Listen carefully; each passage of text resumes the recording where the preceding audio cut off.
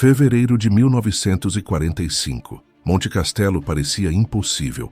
No alto daquela montanha gelada, soldados alemães observavam a encosta com metralhadoras prontas, certos de que nenhum homem conseguiria subir vivo por ali. Eles já tinham visto os brasileiros tentarem antes. Já tinham visto ataques falharem, corpos ficarem na neve e a montanha engolir homens inteiros. Mas naquela manhã havia algo diferente. Os pracinhas vinham em silêncio, curvados contra o frio, com os olhos fixos no topo. E quando os primeiros tiros alemães cortaram o ar, uma frase começou a nascer entre os defensores: eles não recuam. O soldado alemão Heinrich Bauer estava em uma posição avançada de Monte Castelo, com o rosto queimado pelo frio e os dedos duros ao redor do fuzil. Tinha 24 anos, mas parecia mais velho. A guerra fazia isso com os homens. Tirava deles o sono, a pele, a voz e, às vezes, a alma. Ele acreditava que aquela montanha não cairia. Os alemães estavam no alto. Viam as trilhas, os campos abertos, as pedras, as crateras e os poucos caminhos por onde qualquer tropa atacante teria que passar. Monte Castelo era mais que uma posição militar. Era uma armadilha natural. Quem tentasse subir precisava enfrentar neve, lama, arame farpado, minas, morteiros e metralhadoras disparando de cima. E os brasileiros já tinham tentado, mais de uma vez, e tinham falhado. Por isso, no começo, os alemães riam deles. Riam da ideia de soldados tropicais lutando no inverno italiano. Riam dos homens vindos de um país distante, quente, mestiço, que a propaganda nazista tratava como fraco e inferior. Para muitos defensores alemães, a FEB era uma curiosidade, uma tropa improvável jogada pelos aliados em uma guerra grande demais para ela. Heinrich também pensava assim, até perceber uma coisa: os brasileiros caíam, mas voltavam. Depois de cada derrota, voltavam mais atentos. Depois de cada fracasso, pareciam entender melhor a montanha. Aprendiam onde a metralhadora varria a encosta. Aprendiam onde o morteiro caía. Aprendiam quais pedras protegiam por alguns segundos. Aprendiam quais caminhos eram morte certa. A montanha ensinava com sangue. E os pracinhas aprendiam. Na madrugada anterior ao ataque, Heinrich ouviu 2 soldados conversando dentro do abrigo. Um dizia que os brasileiros tentariam de novo. O outro respondeu que era impossível. Nenhuma tropa voltaria a subir aquela encosta depois de tantas perdas. Nenhum homem aceitaria caminhar outra vez para dentro daquele fogo. Heinrich ficou calado, mas não dormiu. Pouco antes do amanhecer, o céu ainda estava escuro. O vento passava pelas frestas da trincheira, trazendo um frio que cortava a pele. Os alemães esperavam em silêncio. Alguns fumavam, outros conferiam munição. Um recruta jovem demais para estar ali apertava o capacete com as 2 mãos.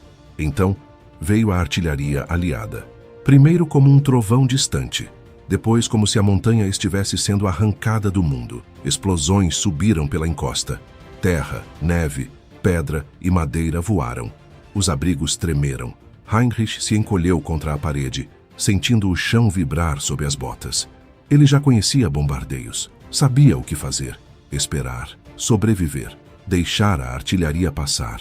Depois, quando a infantaria aparecesse, abrir fogo. Era assim que Monte Castelo havia vencido antes. Quando o bombardeio diminuiu, um silêncio pesado caiu sobre a encosta. Heinrich levantou a cabeça devagar e olhou pela abertura. No começo, viu apenas fumaça. Depois viu movimento. Sombras subindo. Brasileiros. Eles vinham em pequenos grupos. Não corriam como desesperados. Não marchavam como em desfile. Avançavam curvados, usando crateras, pedras e a própria fumaça como proteção. Alguns rastejavam. Outros carregavam munição.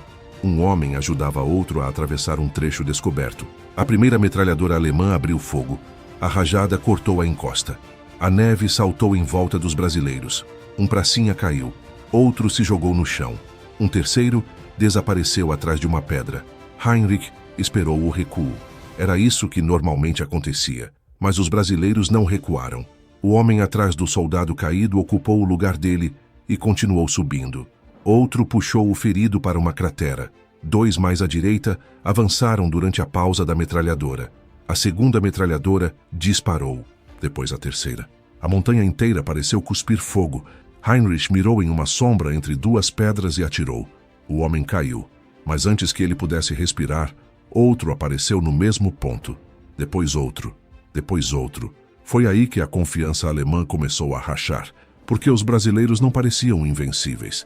Eles sangravam, caíam, sentiam medo, mas continuavam. E isso era pior do que enfrentar homens que não tinham medo. Era enfrentar homens que tinham medo e avançavam mesmo assim. Um morteiro alemão explodiu perto de um grupo brasileiro, levantando uma nuvem escura de terra e neve. Por alguns segundos, nada se moveu naquele ponto.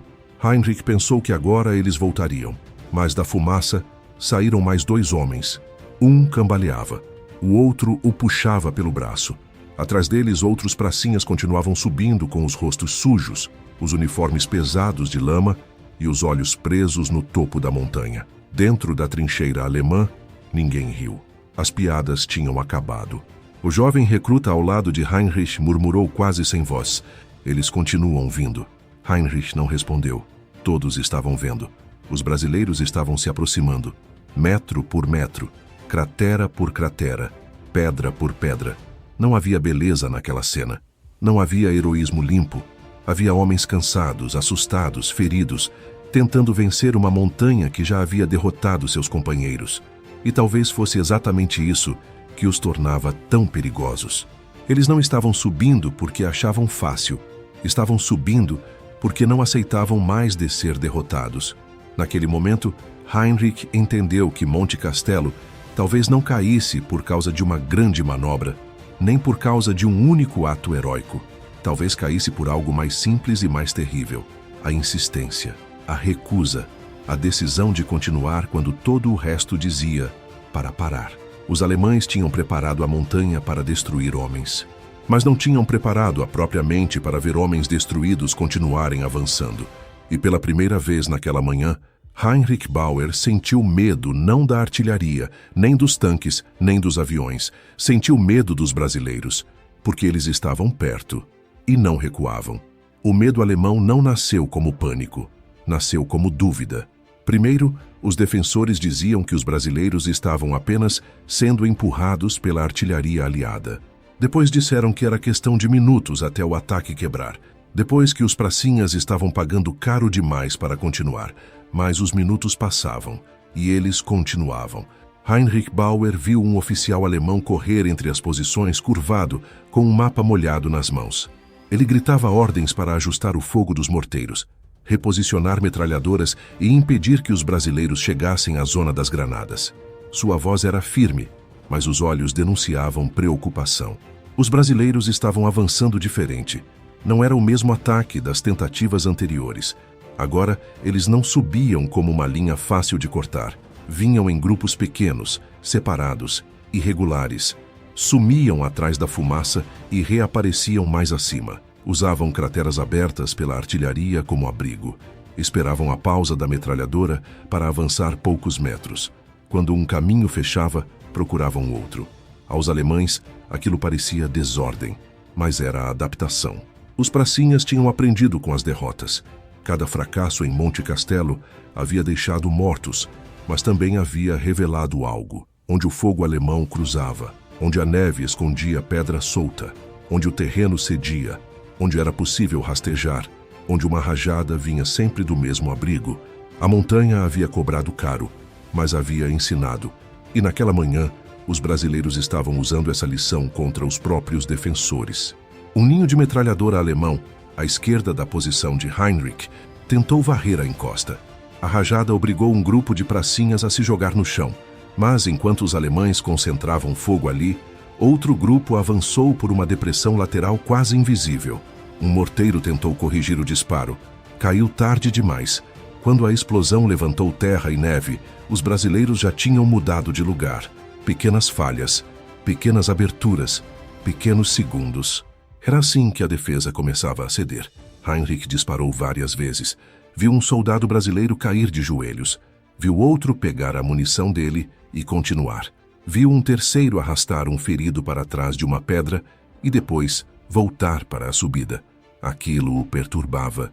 Ele esperava desespero, esperava confusão. Esperava que depois de tantas perdas, os brasileiros hesitassem. Mas eles não hesitavam por muito tempo. Tinham medo, sim, Heinrich via isso nos movimentos. Viu homens abaixarem a cabeça quando as rajadas passavam perto. Viu corpos se encolherem antes das explosões. Viu soldados congelarem por um segundo diante de uma trincheira inimiga. Mas depois, esse segundo acabava, e eles voltavam a se mover. Uma frase começou a circular dentro das posições alemãs. Eles estão perto demais. Perto demais. Essas duas palavras mudaram o peso da batalha. Enquanto os brasileiros estavam lá embaixo, eram alvos. Difíceis, insistentes, perigosos, mas ainda alvos. Quando chegaram perto demais, deixaram de ser pontos na encosta e viraram presença. Vozes, sombras, granadas, tiros curtos, homens reais entrando na distância onde a vantagem alemã começava a diminuir. O oficial alemão ordenou que reforçassem a trincheira inferior. Alguns soldados correram, outros hesitaram.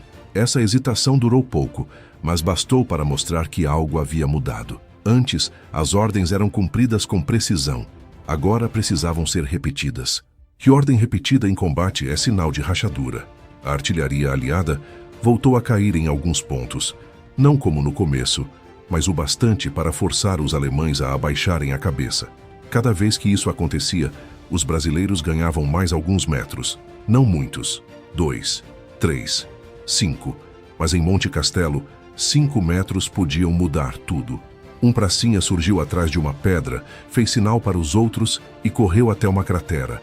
Uma rajada passou perto, arrancando lascas da rocha. Ele caiu de lado, mas se levantou quase imediatamente. Outro soldado brasileiro chegou até ele. Os dois não conversaram, apenas apontaram para cima e seguiram. Heinrich mirou, mas a fumaça os engoliu. Ele xingou baixinho. Não era apenas raiva, era impotência. Os alemães ainda tinham armas, posição, altura e experiência. Mas a batalha já não parecia completamente sob controle. Os brasileiros estavam fazendo algo que nenhum defensor gosta de ver, obrigando a defesa a reagir. Reagir à esquerda. Reagir à direita. Reagir a um grupo que subiu demais. Reagir a uma metralhadora silenciada por alguns segundos. Reagir a boatos de infiltração. A cada reação, a linha perdia um pouco da calma. E sem calma, até uma fortaleza começa a parecer vulnerável. De repente, uma explosão abafada veio da trincheira inferior. Depois gritos, depois tiros próximos demais. Um mensageiro apareceu correndo pela passagem estreita, com o rosto branco de susto. Disse que havia brasileiros na borda da posição avançada. O oficial gritou que era impossível. O mensageiro respondeu: "Eu vi." Esse tipo de frase não precisa ser longa para destruir o moral de uma posição. Eu vi. Heinrich sentiu o estômago apertar. Até aquele momento, a defesa alemã ainda se sustentava sobre uma ideia. Os brasileiros estavam subindo, mas seriam detidos antes de entrar. Agora, essa ideia estava quebrada. Se um grupo havia chegado à borda, outros poderiam chegar. Se uma trincheira podia ser ameaçada, todas podiam. O medo começou a se espalhar não como grito, mas como olhar. Homens olhando para os flancos. Homens olhando para trás. Homens perguntando onde estavam os reforços. Homens escutando qualquer ruído na fumaça como se fosse passo. Então vieram as primeiras granadas brasileiras. Uma explodiu abaixo da posição de Heinrich. Outra caiu em uma trincheira próxima. A terceira não explodiu, mas fez todos se jogarem no chão mesmo assim. O efeito foi imediato. Os alemães perceberam que os brasileiros já estavam dentro da distância perigosa. A montanha não os mantinha mais longe. A guerra mudou de som. Antes era metralhadora, morteiro, artilharia. Agora era tiro curto, grito, madeira quebrando, pedra rolando, homens chamando nomes, ordens em alemão se misturando com vozes em português. Português. Aquele idioma desconhecido, que horas antes vinha de longe, agora surgia perto demais, carregado pelo vento e pela fumaça. Para Heinrich, aquelas palavras não tinham significado, mas tinham intenção.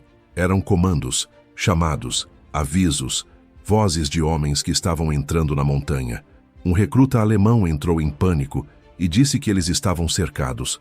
Um sargento lhe deu um empurrão e mandou calar a boca, mas a palavra já tinha sido solta. Cercados. Talvez não fosse verdade. Talvez fossem poucos brasileiros naquele setor. Mas, em combate, o medo raramente espera confirmação. Ele pega uma possibilidade e transforma em certeza. O oficial tentou organizar um contra-ataque curto para recuperar a trincheira ameaçada. 5 homens se moveram. 3 chegaram à curva. 2 voltaram. O resto desapareceu entre tiros e fumaça. A tentativa durou menos de 1 minuto. Depois disso, ninguém falou em contra-atacar naquele ponto. Os brasileiros continuaram pressionando. Não como uma onda perfeita, como água entrando por rachaduras. Um grupo pela esquerda, outro pelo centro. 2 homens por uma pedra abaixo. Tiros vindos de um ponto que os alemães julgavam vazio. Uma granada lançada de onde ninguém esperava. Não era bonito, não era limpo, mas era eficaz. Monte Castelo estava sendo arrancada aos pedaços, e cada pedaço custava sangue. Do lado brasileiro, os pracinhas também estavam no limite. Homens tropeçavam de cansaço, mãos tremiam ao recarregar. Feridos gritavam por médicos. Alguns soldados paravam por segundos, respirando como se o ar fosse pouco antes de seguir. Ninguém ali parecia invencível. Mas essa era justamente a parte mais difícil para os alemães entenderem. Eles pareciam destruídos. E continuavam. Um soldado brasileiro, com o uniforme rasgado no ombro, chegou perto da entrada de uma posição e lançou uma granada. A explosão silenciou uma metralhadora. Logo atrás dele, outros 2 avançaram. Um caiu. O outro passou por cima da cratera e continuou. Heinrich viu tudo e sentiu uma coisa que não queria sentir. Respeito. Não admiração limpa, não simpatia. Era um respeito duro, amargo, arrancado à força. O tipo de respeito que nasce quando o inimigo faz diante de você aquilo que você acreditava que ele não conseguiria fazer. Os alemães tinham chamado os brasileiros de despreparados, mas eles estavam ali. Tinham dito que o frio os quebraria, mas eles estavam ali. Tinham dito que as derrotas anteriores os fariam desistir, mas eles estavam ali. Dentro da defesa, dentro da fumaça, dentro do medo alemão. Perto do meio-dia, uma nova mensagem chegou pelo rádio. A linha avançada estava comprometida. Algumas posições não respondiam. A orientação era recuar para a defesa seguinte e reorganizar. A palavra recuar caiu sobre os homens como uma confissão. Ninguém disse em voz alta, mas todos entenderam. Monte Castelo estava começando a escapar. Heinrich puxou o ferrolho do fuzil e olhou mais uma vez para a encosta. Viu fumaça, neve suja, corpos caídos, feridos sendo arrastados, soldados brasileiros subindo com a lentidão pesada de quem já não tinha força sobrando, mas ainda tinha vontade. Um deles levantou o braço e chamou os outros. Mais homens avançaram. Heinrich pensou na conversa da madrugada, quando um soldado disse que nenhum homem aceitaria subir aquela montanha de novo. Estava errado. Eles aceitaram. Que agora os alemães eram obrigados a abandonar a primeira linha porque aqueles homens tinham feito exatamente o que parecia impossível. O recuo começou apressado. Caixas ficaram para trás. Uma metralhadora foi abandonada.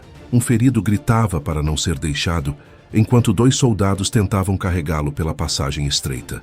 Oficiais gritavam ordens, mas o som das explosões engolia parte das palavras. Heinrich correu curvado, escorregando na lama congelada. Atrás dele, vozes em português ecoavam dentro da posição que minutos antes era alemã. Foi nesse instante que ele entendeu. Os brasileiros não eram fantasmas, não eram monstros, não eram lendas de trincheira. Eram homens. Homens cansados, feridos, com medo e frio, mas homens que tinham decidido subir até o fim. E contra esse tipo de inimigo, Monte Castelo já não parecia invencível. A retirada alemã da primeira linha não aconteceu como uma manobra organizada. Aconteceu aos pedaços. Um grupo recuava antes do outro. Um rádio parava de responder. Uma metralhadora era abandonada. Um oficial gritava uma ordem que ninguém ouvia inteira. Homens carregavam feridos por passagens estreitas, escorregando na lama congelada, enquanto tiros brasileiros batiam nas pedras atrás deles. Heinrich Bauer corria curvado, com o fuzil apertado contra o peito. O ar queimava seus pulmões. Não sabia se era frio, fumaça ou medo. Atrás dele, a trincheira que havia defendido desde o amanhecer já não era alemã. Vozes em português vinham de lá. Isso parecia impossível. Poucas horas antes, aqueles homens estavam lá embaixo, tentando subir sob fogo. Agora estavam dentro da montanha e continuavam avançando. Na linha seguinte, os alemães tentaram se reorganizar. Era uma posição menor, feita para emergência, não para suportar um ataque inteiro. Havia poucos abrigos bons, pouca munição distribuída e muitos homens chegando assustados demais para fingir calma. Alguns diziam que os brasileiros eram poucos. Outros diziam que estavam em todos os lados. Ninguém sabia ao certo. Essa era a pior parte. Não saber. Não saber quantos eram. Não saber por onde vinham. Não saber se a fumaça escondia 3 homens ou 30. Não saber se aquela voz em português vinha da frente, do flanco ou de uma trincheira que já havia caído. O medo aumentava o tamanho do inimigo. Mas naquele dia, os brasileiros nem precisavam parecer maiores. Bastava que continuassem aparecendo. Um tenente alemão tentou levantar a moral dos homens. Disse que a primeira linha havia sido abandonada apenas para reorganização. Disse que a nova posição seguraria. Disse que os brasileiros estavam exaustos. Heinrich olhou para a encosta e viu que essa última parte era verdade. Os pracinhas estavam exaustos. Alguns subiam quase dobrados. Outros paravam atrás de pedras para respirar. Feridos eram puxados para crateras. Homens carregavam munição como se cada caixa pesasse 1 tonelada. Os uniformes estavam sujos de barro, neve e sangue. Não havia nada de invencível neles, mas eles ainda subiam. E isso era o que destruía os alemães por dentro, porque se fossem monstros, seria mais fácil odiá-los. Se fossem fantasmas, seria mais fácil temê-los como superstição. Mas eram homens comuns. Homens que tremiam, caíam, sangravam, sentiam dor, e mesmo assim avançavam. A nova linha alemã abriu fogo. As rajadas desceram pela encosta, atingindo pedras e crateras. Um grupo brasileiro foi obrigado a se jogar no chão. Por alguns instantes, pareceu que o avanço tinha parado. O tenente alemão gritou que era isso, que bastava manter fogo constante. Então os pracinhas mudaram o eixo. Não insistiram pelo mesmo caminho. Deslizaram para a lateral, usando uma depressão rasa no terreno. Um grupo pequeno, talvez 4 ou 5 homens, subiu por uma rota que os alemães julgavam inútil. Não era uma rota segura. Era apenas menos mortal que as outras. Em Monte Castelo, isso já era bastante. Heinrich viu um deles levantar o braço e chamar os demais. Uma rajada passou perto e o homem caiu, mas o gesto já havia sido visto. Outros avançaram. Uma granada brasileira explodiu abaixo da nova linha. Depois outra. Depois tiros curtos vieram de um ponto que os alemães não esperavam. A defesa começou a girar sobre si mesma. Homens que olhavam para frente passaram a olhar para o lado. Homens que guardavam munição passaram a disparar rápido demais. Oficiais precisavam gritar a mesma ordem 2 vezes. Um soldado perguntou se os brasileiros tinham chegado à retaguarda. Ninguém respondeu. A palavra cercados voltou a aparecer. Primeiro como sussurro, depois como medo. Talvez não fosse verdade, mas a guerra não exige que um boato seja verdadeiro para ferir uma tropa. Basta que pareça possível. Os pracinhas tinham chegado perto o suficiente para tornar tudo possível. Heinrich foi enviado com mais 2 homens para cobrir uma passagem lateral. Correu por uma comunicação estreita, passando por um ferido que chamava pela mãe em alemão. Ao chegar ao ponto indicado, viu algo que não esqueceria. Um soldado brasileiro tentando subir uma pedra com uma das mãos, enquanto a outra segurava o fuzil. Ele escorregou, bateu o joelho, quase caiu. Por um segundo pareceu acabado. Então outro brasileiro apareceu abaixo dele e o empurrou para cima. Os 2 seguiram. Heinrich mirou, mas hesitou por uma fração de segundo. Não por piedade, por espanto. Aquela pequena cena dizia mais que qualquer relatório. Eles estavam cansados demais para parecer heróicos, mas ajudavam uns aos outros, ocupavam os espaços deixados pelos mortos e continuavam empurrando o ataque para cima. Heinrich disparou. Um deles caiu atrás da pedra. O outro desapareceu na fumaça. Mas, como sempre, o espaço não ficou vazio. Outro veio.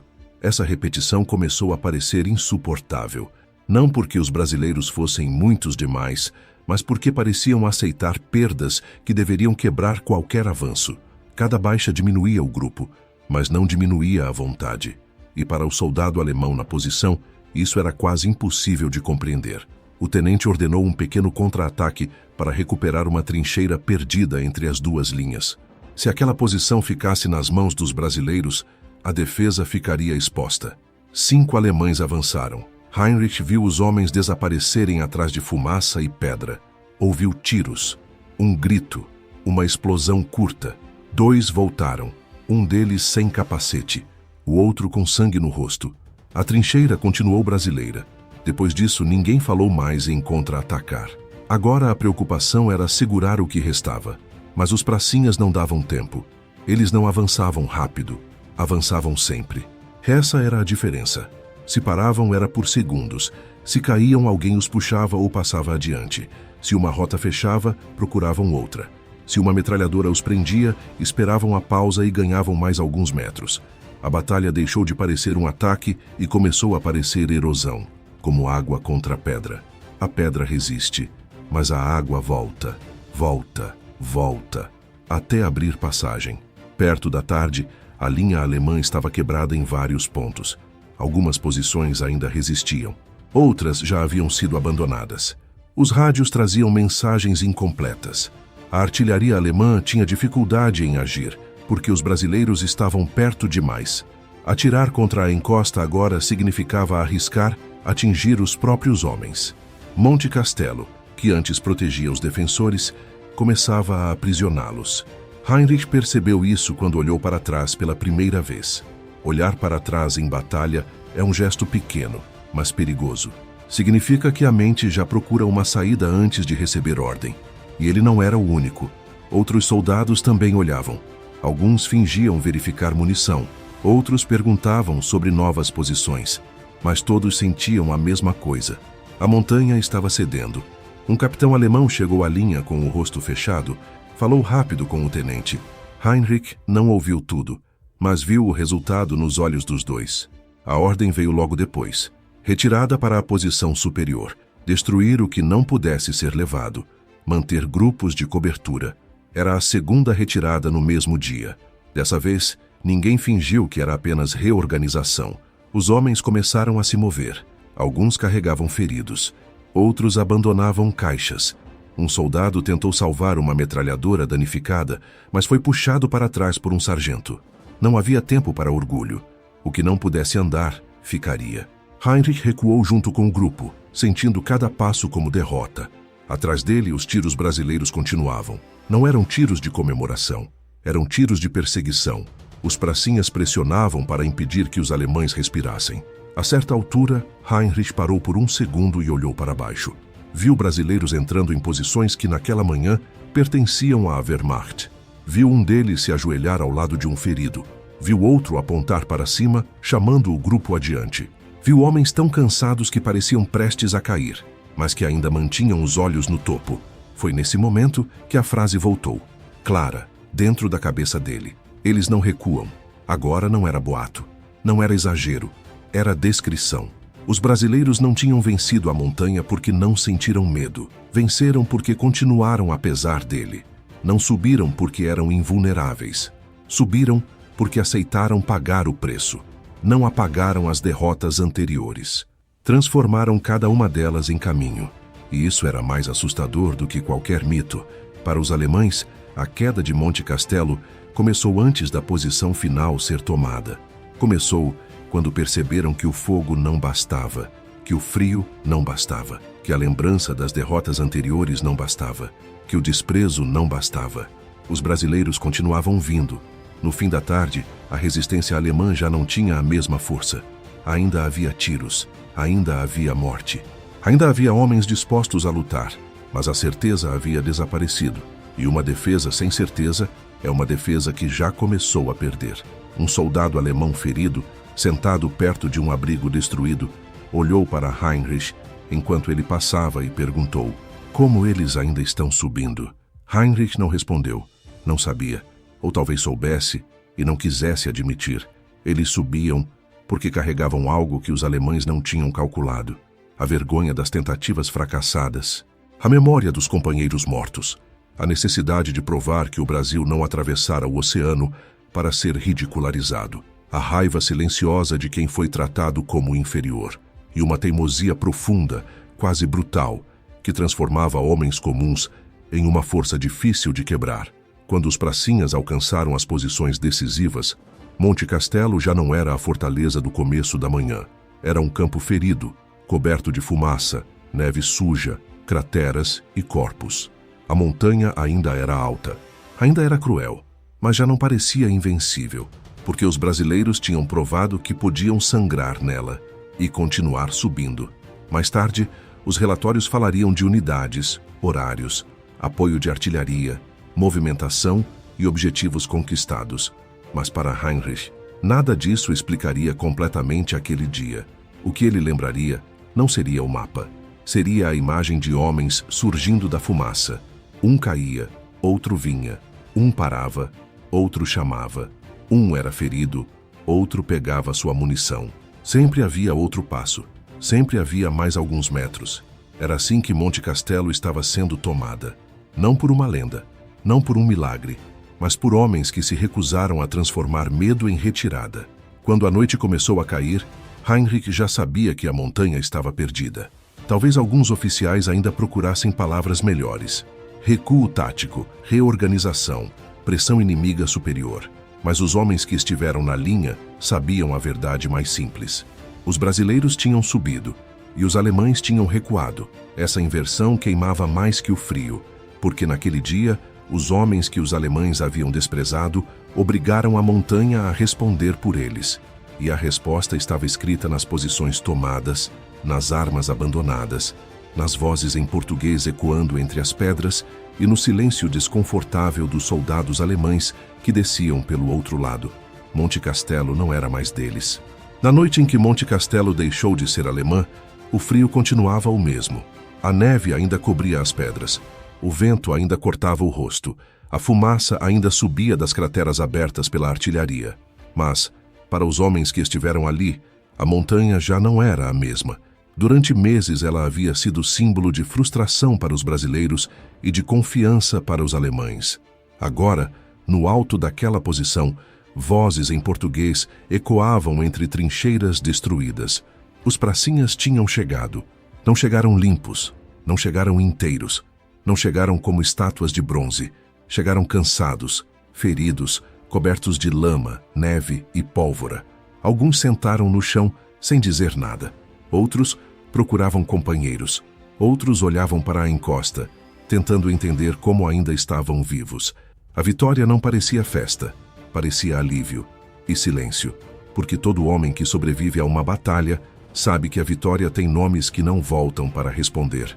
Do lado alemão, a notícia se espalhou em pedaços. Monte Castelo caiu.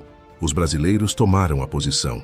A frase era curta, mas carregava um peso difícil de aceitar. Para muitos soldados alemães, aquilo parecia uma inversão absurda. Aqueles homens que tinham sido ridicularizados por virem de um país tropical, distante e mestiço, agora ocupavam uma montanha que os defensores julgavam quase impossível de perder. Alguns tentaram explicar. Disseram que foi a artilharia aliada. Disseram que a posição já estava comprometida. Disseram que o recuo era necessário. Disseram que os brasileiros apenas aproveitaram o caminho aberto pelos canhões. Talvez parte disso fosse verdade. Mas os homens que estiveram na linha sabiam que canhão nenhum sobe montanha sozinho. Em algum momento, alguém precisa sair da proteção, enfrentar o fogo, pisar na lama, atravessar a fumaça e continuar quando tudo dentro do corpo manda parar. Naquele dia, os brasileiros fizeram isso. Heinrich Bauer, já longe da posição perdida, não conseguia tirar da cabeça a imagem dos pracinhas subindo. Não lembrava apenas dos tiros ou das explosões. Lembrava dos pequenos gestos. Um homem puxando outro pela manga, um ferido entregando munição, um soldado caindo e outro ocupando seu lugar, um braço levantado chamando o grupo para a frente. Nada daquilo parecia sobrenatural, e por isso mesmo era assustador. Eles eram homens comuns, homens com frio, medo, fome e saudade. Homens que provavelmente pensavam em casa, em família, em cartas não respondidas em cidades distantes do Brasil. Homens que não nasceram para morrer em uma montanha italiana, mas que naquele fevereiro de 1945 decidiram que Monte Castelo não seria mais o lugar onde a FEB seria humilhada. Seria o lugar onde ela responderia. A queda da montanha não apagou as derrotas anteriores. Pelo contrário, ela deu sentido a elas. Cada fracasso havia deixado dor, mas também aprendizado. Cada tentativa havia mostrado onde o terreno matava. Cada perda havia endurecido os sobreviventes. E quando chegou a hora decisiva, os pracinhas subiram carregando não apenas armas, mas memória. Memória dos que ficaram na encosta. Memória das piadas. Memória da desconfiança. Memória de um país inteiro que muitos julgavam incapaz de lutar naquela guerra. Por isso, Monte Castelo não foi apenas uma vitória militar. Foi uma resposta histórica. Resposta aos alemães que riram. Resposta à propaganda nazista, que chamava povos misturados de inferiores. Resposta aos que acreditavam que o frio quebraria os brasileiros. Resposta aos que achavam que a FEB seria apenas uma nota pequena na campanha da Itália. Naquela montanha, os pracinhas provaram que coragem não tem clima, não tem raça, não tem idioma e não precisa pedir licença para existir. Depois daquele dia, os alemães que enfrentavam a FEB já não podiam tratá-la como piada. O desprezo tinha sido substituído por cuidado, a arrogância por atenção, o riso por silêncio. E esse silêncio dizia muito, porque, em guerra, respeito raramente vem em forma de elogio. Muitas vezes, vem quando o inimigo para de rir, quando muda a forma de se proteger, quando começa a olhar duas vezes para a encosta, quando entende que aqueles homens que pareciam improváveis são capazes de continuar avançando mesmo depois de sofrer perdas terríveis. Foi isso que Monte Castelo ensinou. Os brasileiros não venceram porque não tinham medo. Venceram porque o medo não decidiu por eles. Essa diferença importa. O homem sem medo pode ser imprudente. O homem corajoso sente medo, entende o perigo e ainda assim dá mais um passo. E foi isso que os pracinhas fizeram. Um passo na neve, outro na lama, outro sob rajadas, outro entre crateras, outro sobre a memória dos companheiros mortos, até que a montanha cedesse, até que os alemães recuassem, até que Monte Castelo mudasse de mãos. Anos depois, muitos desses homens voltariam ao Brasil em silêncio. Alguns não encontrariam o reconhecimento que mereciam. Outros carregariam a guerra dentro de si sem conseguir explicar o que tinham visto. Como contar para alguém o som de uma metralhadora varrendo uma encosta? Como explicar o frio que entra nos ossos? Como dizer que uma vitória pode doer quase tanto quanto uma derrota? Muitos pracinhas não contaram, mas a história ficou. Ficou nas pedras de Monte Castelo. Ficou nos nomes dos que tombaram. Ficou na memória dos sobreviventes. E ficou também do outro lado da linha, no olhar dos alemães que viram aqueles homens subirem quando acreditavam que eles recuariam. Talvez a frase "eles não recuavam" nunca tenha sido escrita exatamente assim em um relatório oficial. Talvez tenha vivido apenas nas trincheiras, nos boatos, nos relatos quebrados de soldados derrotados. Mas algumas verdades da guerra sobrevivem dessa forma. Não como documento perfeito, mas como lembrança, como medo, como respeito arrancado à força. E se essa frase resume Monte Castelo, é porque ela carrega a essência daquele dia. Eles não recuavam, não porque eram invencíveis, não porque não sentiam dor, não porque eram fantasmas, mas porque eram brasileiros que já tinham sido derrubados antes e voltaram mais fortes. Eram homens que aprenderam com o fracasso. Homens que entenderam que aquela montanha precisava cair não apenas por estratégia, mas por honra, por memória e por todos os que ficaram pelo caminho. Quando alguém disser que a participação do Brasil na Segunda Guerra foi pequena, lembre de Monte Castelo. Lembre dos homens que cruzaram o oceano para lutar em uma terra gelada. Lembre dos que foram subestimados antes mesmo de chegar. Lembre dos que tentaram, falharam, sofreram e tentaram de novo. Lembre que em fevereiro de 1945, soldados brasileiros subiram uma montanha que parecia impossível e venceram. A cobra fumou naquele inverno italiano, não como piada, não como frase bonita, mas como fumaça real de pólvora, sangue, gelo e coragem. A fumaça deixada por homens comuns que fizeram algo extraordinário. Podiam rir deles, podiam duvidar deles, podiam chamá-los de despreparados, podiam acreditar que o frio, o medo e a morte os fariam voltar. Mas quando chegou a hora decisiva, os pracinhas subiram e não recuaram. Se essa história te fez enxergar Monte Castelo de outra forma, deixa o like, porque cada curtida ajuda essa memória a chegar a mais brasileiros. Se inscreve no canal e ativa o sininho para acompanhar outras histórias esquecidas da FEB e da Segunda Guerra. E comenta aqui embaixo de qual cidade você está assistindo, porque cada comentário ajuda a manter vivo o nome dos pracinhas que subiram aquela montanha quando muitos acreditavam que eles jamais conseguiriam.